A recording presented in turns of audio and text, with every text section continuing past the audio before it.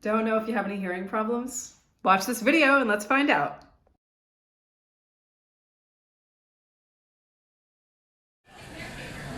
We have to have a meeting about our next group presentation.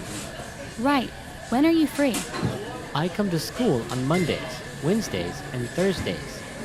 I am here on Tuesdays, Wednesdays, and Thursdays. So either Wednesday or Thursday would work. How about Thursday afternoon then? On Thursdays, I have lectures until 4 p.m. I can make it after economics class, but then I have to be at work at 5 o'clock.